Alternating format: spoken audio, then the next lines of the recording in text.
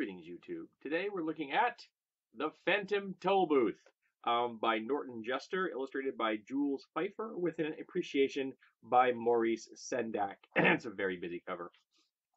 And it used to belong to someone named Beeson. I wonder if that's a first name or a last name. One of the things that hit me first was this lovely little map. I love little maps. And this one's awesome, showing you where Digitopolis and Dictionopolis and the foothills of confusion and the doldrums and the mountains of ignorance are, and all those wonderful places.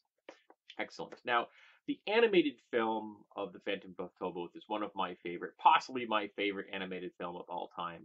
And oddly, at the time of this recording, I don't own a copy. I have to rectify that.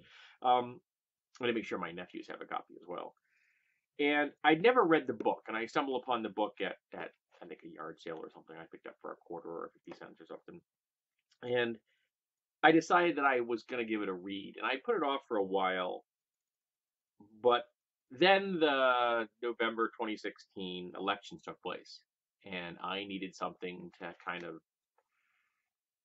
as a balm for my soul. So I chose this. And it definitely helped put me in a slightly better state of mind. Because this is a wonderful book. And I found it interesting how it differed from the film, at least my memory of the film, because remember, I actually haven't seen the film in like, I don't know, 20 years. So maybe I have a memory that makes it the favorite film. We'll see how it stands up to rewatching once I get a copy. And there are a couple of chapters in here that I don't remember from the film, which makes sense. And you're going to manipulate the film for the visual media from a book. I know there are people who want a frame-by-frame conversion of a book or comic to a film, but sometimes that does not work. Gives a good example of that. Let's look at the Sylvester Stallone versus the Carl Urban versions of Judge Dredd. Much different beasts, same source. So this is the story of Milo, a young boy who isn't really interested in anything. He's got a butterfly mind. He doesn't seem to focus on anything for very long. He's bored. He's disinterested. He's not a particularly good student. He's not really engaged in his toys and things at home. He just kind of floats along. He hasn't found his focus. And I think we all can remember that at one point or not in our lives. Some of us have that problem as adults. And he comes home from school one day, the same routine as ever, and there's a package. Awesome, a package in his room. He doesn't remember there being a package. It's like it's not my birthday. It's not Christmas. I wonder what this is for. And he opens the package, and it's a toll booth, a literal toll booth, slightly scaled down. It does actually fit in his room, but it's a toll booth scaled to Milo. And Milo happens to own a small electric toy car. Pardon me. Why Milo's toy car is in his room, because frankly there is nowhere in the house you could use the electric car, I'm not sure, but he does. So he hops in the little electric car, pays the toll to the toll booth, and goes through, figuring it will be some kind of distraction from his otherwise dull, boring day. And that takes him to the land of wisdom, which at the moment is lost to chaos and confusion because rhyme and reason are missing.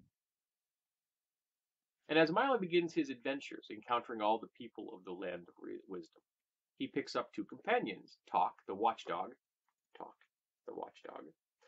and Humbug, who is a wonderful all-face, no-depth character, though he does have a good heart. They encounter numerous individuals that are just marvelously done. And the adventures that lead him across the land of wisdom into the mountains of ignorance in an attempt to rescue Rhyme and Reason, who were banished by their brothers,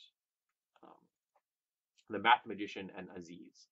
One, the Math Magician, in charge of Digitopolis, the land of numbers, and his brother Aziz, who is in charge of Dictionopolis, the land of words, each convinced that their particular kingdoms are more important than the other. Of course, we know that we all need words and numbers. Though I will freely admit that the land of numbers is less well understood by me than the land of words. And of course, this is a book about discovering who we are, It's about understanding what knowledge and education is, um, the pitfalls that we all have of sloth and inattention, and of ultimately redemption. Um, and I was the most surprised by the ending of the book, because the ending of the book in the film, or that the end of the film and the end of the book, the end of the film is a grander, more epic story focused on Milo. Milo is more of the classic hero than in the book. In the book, he's still the hero, but the final resolution is engages more of the people of the Land of Wisdom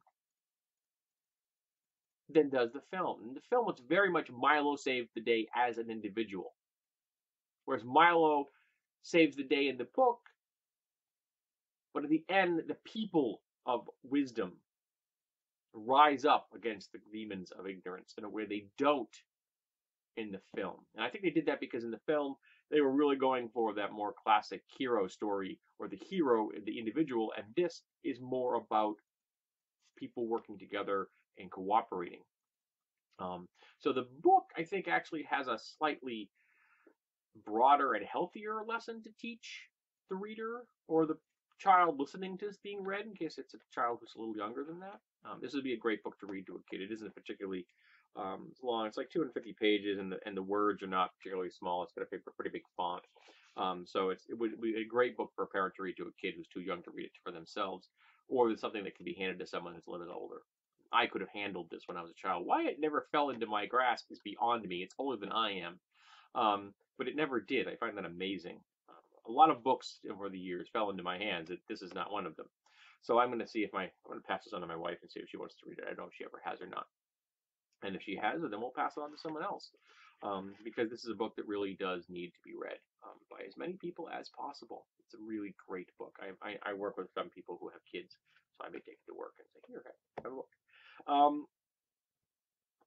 So I thoroughly enjoyed both. The book didn't have the same emotional journey as the film, because the film is being done in that one concise, quanta of time, and you engage your emotions in a way that for me the book didn't, because it was being read over days, because I only read my books at work, and so it didn't have the same kind of impact on me, and the ending being different threw me off a little.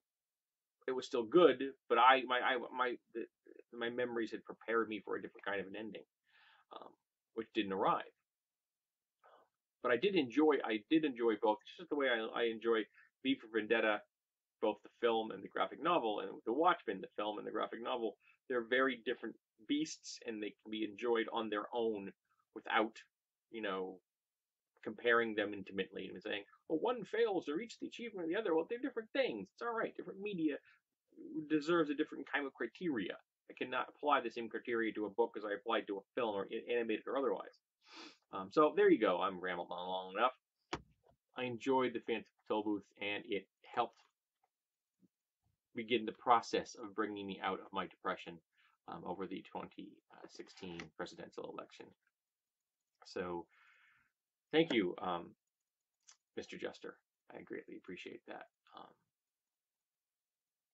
It's always nice to know that there is goodness and light in the world when that's hard to see.